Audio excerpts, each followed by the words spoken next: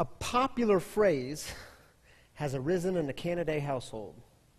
It's a simple 4-word phrase, and it's spoken to me often by my 5-year-old daughter. And it goes like this: Poppy, you're judging me. Like the other night, 9 o'clock at night, Shiloh wanted to go back outside and play. I said, baby, we're not going back outside. It's bedtime. You got to get ready for bed. She had the door open and 1 foot out the door. Poppy, you're judging me. And like the other morning, I said, baby, we got to leave in 10 minutes, so I need you to go upstairs and get ready. 5 minutes later, I go upstairs. The bathroom door's wide open. She's still in her jammies. She's doing all sorts of things with her hair. She's got one ponytail coming out this way, one this way, one this way. And I said, Shiloh, what are you doing? We got to leave in 5 minutes and you're still in your jammies. Poppy, you're judging me. You know, the truth is we don't even have to be able to clearly articulate exactly what judging is.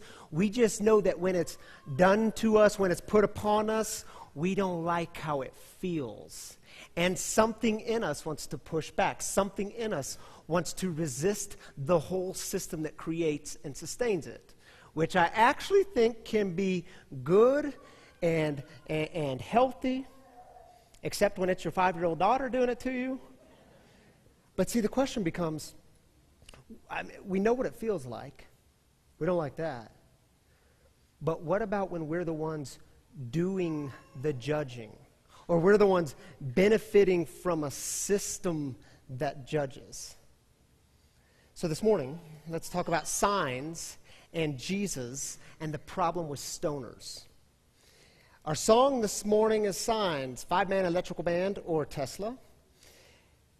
And it's a song about people who are tired of being kicked around. They're tired of being judged and tossed to the side and denied and rejected. And it's a song about resistance. And the song starts like this. And the sign said, long-haired freaky people need not apply. So I tucked my hair up under my hat and I went in to ask him why. He said, you look like a fine, upstanding young man. I think you'll do. So I took off my hat. I said, imagine that. Huh. Me working for you. You know this song, right? Many of you. Mm-hmm. So we're going to get there in just a moment. But before we get there, I want to explore this story with you. It comes from John's Gospel. And I know I've said this a few times, but this one really is one of my favorite stories in the Gospels. This thing is so loaded and packed full of such interesting details, and I think it has everything to do with this song and everything to do with today. John chapter 8, verses 1 through 11. Here's how it goes. And Jesus went to the Mount of Olives. Early in the morning, he returned to the temple. All the people gathered around him, and he sat down and taught them. The legal experts and Pharisees, so the religious leaders, brought a woman caught in adultery. Placing her in the center of the group, they said to Jesus, Teacher, this woman was caught in the act of committing adultery. In the law, Moses commanded us, and keep in mind, when you see that word law in the New Testament, it's referring to the law, what we now know as the Old Testament, or the Hebrew Bible, the first 5 books of the Bible. That's the law: Genesis, Exodus, Leviticus, Numbers, and Deuteronomy. That's the law. Moses commanded us to stone women like this. What do you say? They said this to test him because they wanted a reason to bring an accusation against him. Jesus bent down and wrote on the ground with his finger. They continued to question him, so he stood up and replied, Whoever hasn't sinned should throw the first stone. Bending down again, he wrote on the ground. Those who heard him went away one by one, beginning with the elders. Finally, only Jesus and the woman were left in the middle of the crowd. Jesus stood up and said to her, Woman, where are they? Is there no one to condemn you? She said, No one, sir. And Jesus says, Neither do I condemn you. Go, and from now on, don't sin anymore. Now, a couple of quick observations about this story. There have been times in my life where I have read this story, or this story has been read to me and taught on and expounded upon, and it's so easy and quickly and unconsciously, I take upon the role of Jesus. See, Jesus did it. I mean, look how the story ends. Jesus pointed to her sin, and he said, don't sin anymore. Go and sin no more. And so if that's what Jesus does, that's what Ryan needs to do, right? Just go and point to people's sin and say, don't sin anymore. Interesting, isn't it? We have a story about judging and not judging and condemnation, and Ryan takes upon the role of Jesus. So the question I want to entertain with you this morning is, what's it like for us to read this story, to engage this story, not take upon the role of Jesus, but take upon the role of the religious leaders, the ones holding the stones? Second observation. On the face of it, it can appear to be just this really nice and pretty story about Jesus saying, judge less and just offer more grace. And if that's all the story is about, that's a good story, actually. I mean, here in this world in 2018, we need more of that. We need more grace and less judging. We need more self-examination and self-reflection and less examining of my neighbor and what he or she is doing wrong, right? We need that. But see, what I think is this story is actually doing way more just below the surface, but we have to be willing to go just below the surface to see these really interesting details. Because there's details in this story that we can't just ignore. That we can't just say, well, I don't understand those, so we'll just pass those up. I mean, this story raises some interesting questions. Like, why was Jesus bending down to write on the ground? What was he writing on the ground? And why did whatever he wrote and whatever he said cause the religious leaders, starting with the older men first, to walk away? Why does John include these details? They're fascinating. Are you ready to do a deep dive with me? You got to hang with me for just a minute because we're going somewhere.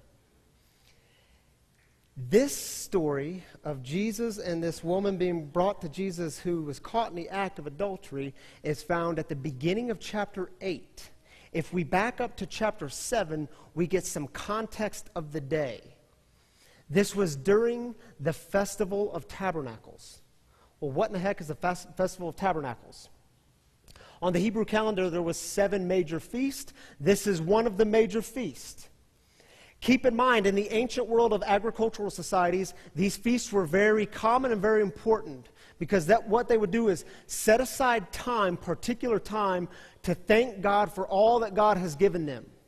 And they would set aside particular time to ask God for more abundance. Keep giving, particularly for our crops, so that we can eat. Now, Festival of Tabernacles, this feast was the last feast of the fall, the last feast of the year, which would come, hopefully, right before all the winter rains, so that they would have food in the spring. Here's how it would go down. Thousands of people would come into, in the first century, come into the city of Jerusalem.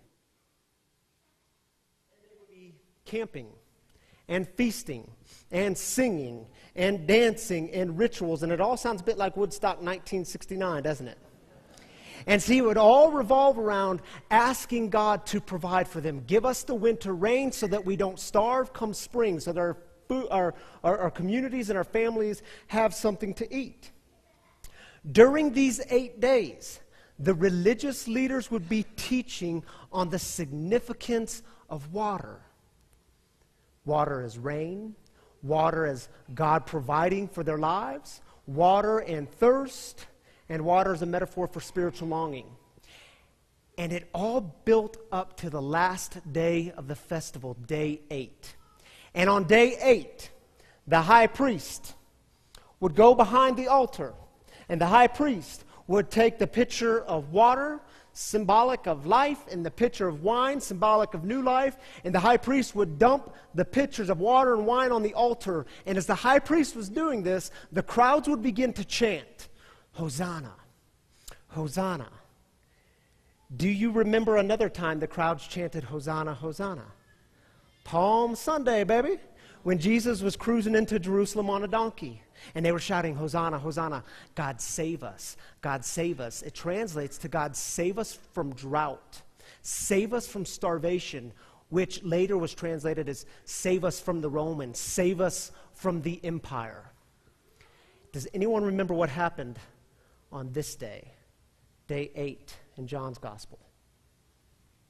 John chapter 7, verse 37. On the last, I think we have it on a slide, on the last and most important day of the festival, Jesus stood up and shouted. Why was Jesus shouting? Because the crowds were in an uproar. It was the last day of the festival. Jesus wanted to be heard. Jesus walks into the back and stands in the corner. What was he shouting? All who are thirsty should come to me. All who are thirsty should come to me. This would have driven the religious leaders crazy. Who does he think he is? Just imagine a scene with me. Thousands of people have flooded into Jerusalem. They are camping and celebrating and feasting, and there's probably lots of wine involved. What happens at these religious camping fests? Obviously, someone wanders into a tent that shouldn't have wandered into that tent.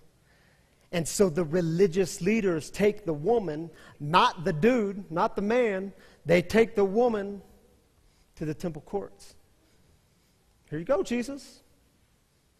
What are you going to do? Come on, Jesus, we know what the scriptures tell us to do. What do you say? What does Jesus do? He bends down. He starts to write in the ground. Why was he writing in the ground? What an odd response. What was he writing? For the last 8 days, what have they been talking about? What have the religious leaders been teaching on? The significance of water. The significance of water. They would have been teaching from what we call the Old Testament scriptures. They would have been teaching from their law and their prophets. One of the primary texts in the Festival of Tabernacles comes from their prophet Jeremiah. Jeremiah 17. Everyone would have known this. They would have been able to recite it backwards and forwards, and in their sleep, the kids would have known this. One of the lines from Jeremiah 17 reads like this: Lord, you are the hope of Israel. All who forsake you will be put to shame. Those who turn away from you will be written in the dust. Those who turn away from you will be written in the dust. Written in the dust because they have forsaken the Lord, the spring of living water. Anyone grow up on a farm? Or in the country? Anyone grow up in the country? What happens to those old country roads when you don't have water, when you've gone weeks without rain? Like, why does your pickup truck get so dirty? Because it all turns to dust, doesn't it? My brothers and sisters, is it possible that when Jesus was bending down, he was writing their names in the dust? I mean, is it possible that Jesus is saying to these religious leaders, man, y'all are like the thirsty, but you keep rejecting the water. And here you are for 8 days praying that God would give you rain and God would give you water, and yet you don't even understand what you're saying. You're like a 5-year-old saying, Poppy, you're judging me. You don't even get it, and you've been so busy trying to keep people out. And I keep telling you that the whole thing is about letting people in, creating a way for them to come in, and y'all just... And it was the concerned religious leaders who turned away from God, not the woman. Dang. Of course they walked away. Wouldn't you? And you'd walk away. And see, I don't think they walked away and said, oh, thanks, bro, now I get it. I see my name written in the dust, now I get it. I've turned away from God. No. They walked away and said, how do we get rid of this guy? How do we get rid of him? Man, he is screwing with the system. How do we get rid of him? And they were pretty successful, weren't they? We know how the story ends. You see, what's it like for us to read this story, to engage this story, not as Jesus, but as the religious leaders, the ones holding the stones?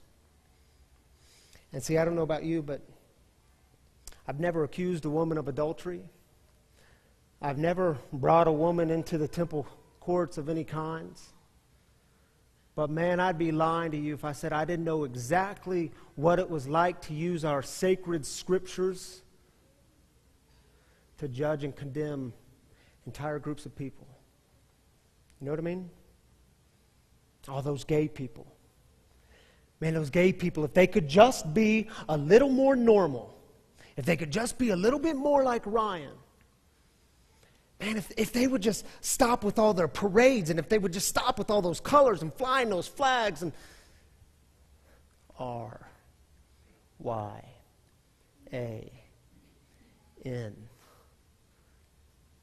Oh, and those immigrants.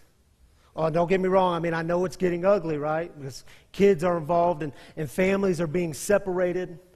But man, if they would just do it the way they're supposed to do it, if they would just follow the laws, and why do I got to keep being compassionate to them? And R-Y-A-N. And man, those addicts, drug addicts and alcoholics, man, if they just wouldn't be such screw-ups, if they'd just be able to get their stuff together, if they would just do what they said they were going to do, if they could just get a little self-discipline in their lives. I mean, come on, God, you know it's true. You know the rivers of grace at some point run dry, don't they?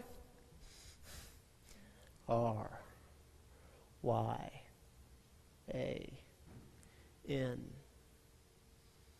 Oh, people of color. I mean, how long has it been? How many years has it been? And we're still talking about racism, still talking about racial injustice. I mean, come on, God, this doesn't affect me. I mean, if they could just stop complaining, if they could just be grateful for what they have, what does their humanity have to do with me? R-Y.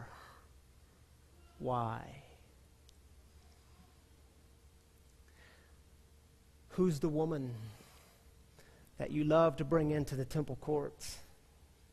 See, Jesus? See? What are you going to do, Jesus?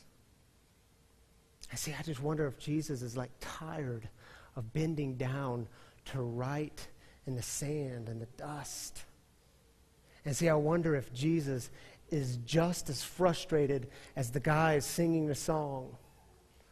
Sign said, long-haired freaky people need not apply. So I tucked my hair up under my hat and went in to ask him why. He said, you look like a fine, upstanding young man. I think you'll do. So I took off my hat. I said, imagine that. Me working for you.